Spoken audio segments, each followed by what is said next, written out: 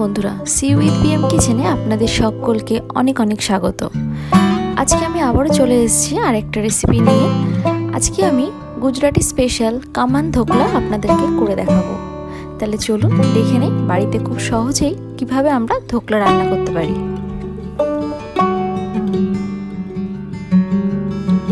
ধোকলা করার জন্য আমি প্রথমেই নিয়ে নিয়েছি এখানে বেসন, নিয়েছি নুন, হলুদ নিয়েছি, চিনি নিয়ে নিয়েছি, আর নিয়েছি ইনো। এছাড়াও পাতিলেবু, কারি পাতা, কাঁচা লঙ্কা এগুলো আমি নিয়ে নিয়েছি। এছাড়াও আমি নিয়ে নিয়েছি এখানে ধনে পাতা আর একটা নারকেল। নারকেলটা অপশনাল, আপনারা যদি নারকেল কমিয়ে দিতে চান দিতে পারেন। আর নিয়েছি কালো সরষে। এখানে আমি বেসন নিয়ে নিচ্ছি। আমি এখানে 1.5 কাপ মতো বেসন ব্যবহার করেছি। এবার নিয়ে নিচ্ছি হাফ টেবিল স্পুন নুন, হাফ টেবিল স্পুন হলুদ গুঁড়ো আর হাফ টেবিল স্পুন চিনি। এবার এটাকে ভালো করে মিক্স করে নিতে হবে। আমি 1.5 কাপ বেসন ব্যবহার করেছি, সেজন্য আমি 1.5 কাপ জলেরও ব্যবহার করছি। এবার এটাকে ভালো করে মিক্স করে নিতে হবে। আপনারা চাইলে যে কোনো মিক্সের মেশিন দিয়ে আপনারা করতে পারেন। আমি এখানে হ্যান্ড ব্লেন্ডার ইউজ করেছি, কিন্তু এটা কিন্তু ইলেকট্রিক ব্লেন্ডার না, এটা হ্যান্ড দিয়েই করতে হয়, ম্যানুয়ালি এটাকে করাতে হবে। এইভাবে আস্তে আস্তে এটাকে ভালো করে ব্লেন্ড করার পরে যখন এর থিকনেসটা এইরকম আসবে, ঠিক সেই সময় এটাকে আমি 10 মিনিটের জন্য কভার করে রাখবো।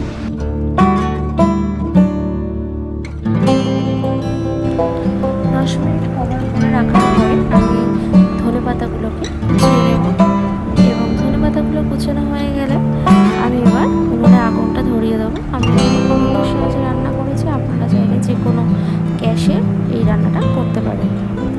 ধোকলা বানানোর শুরুতেই আমি বলে দিই একটা কথা, আমি এখানে কড়ার মধ্যে জল দিয়ে পরিমাণ মতো জল দেবেন। আপনারা যতটা পরিমাণে আপনারা ভাবে ওটাকে রাখবেন সেই অনুযায়ী আপনারা জলটা দেবেন। আমি এখানে জলের মধ্যে একটা স্ট্যান্ড বসিয়ে নিয়েছি এবং স্ট্যান্ডের মধ্যে আমি ধোকলাটা বানাবো। 10 মিনিট হয়ে গেছে। এবার আমি ধোকলাটাকে ইনো দেব। আপনারা চাইলে যে কোনো পরিমাণ খাবার সোডা দিতে পারেন।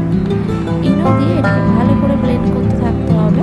ব্লেন্ড করতে করতে এটা অনেকটাই পরিমাণে দেখবেন ফুলে এসছে। ফুলেছে গেলে এটাকে আমরা বুঝতে হবে যে এটা তৈরি হয়ে গেছে। এবারে আমরা ধোকলাটা বানাতে পারি। এবার একটা আপনারা যে কোনো রাউন্ড শেপের কন্টেনার নেবেন এবং সেটার উপরে ভালো করে তেল গ্রিস করে নেবেন। আপনারা যে কোনো হোয়াইট অয়েল গ্রিস করতে পারেন, এবং হোয়াইট অয়েলটা গ্রিস হয়ে গেলে আপনারা ধোকলাটাকে ঢেলে দেবেন। ধোকলার যে ব্যাটারটা রয়েছে সেটাকে ঢেলে দেবেন, দিয়ে আপনারা এটাকে সেট করতে দিয়ে ভাবের মধ্যে দিয়ে দেবেন।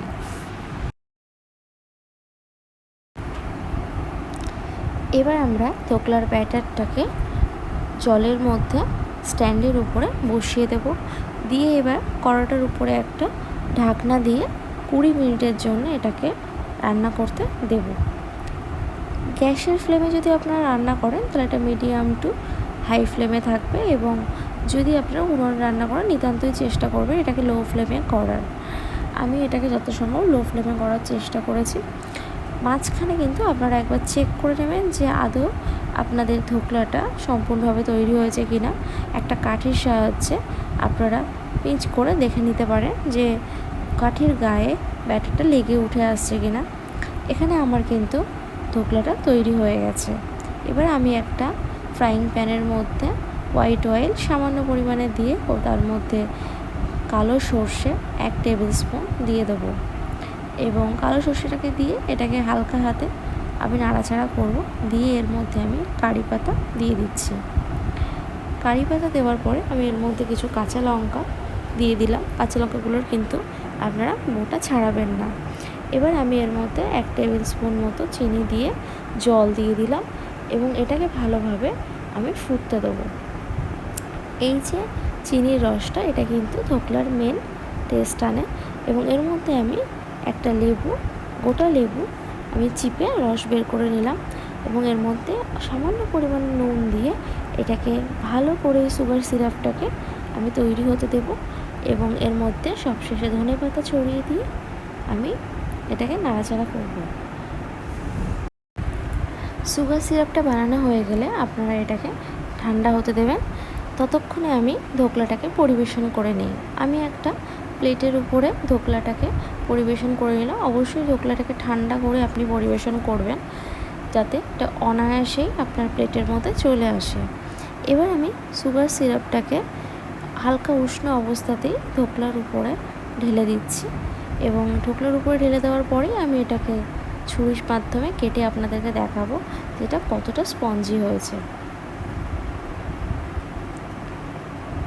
দেখুন বন্ধুরা, এটা কতটা স্পঞ্জি হয়েছে এবং এটা অনায়াসেই ভেঙে যাচ্ছে এবং এটা কিন্তু খেতেও অসাধারণ।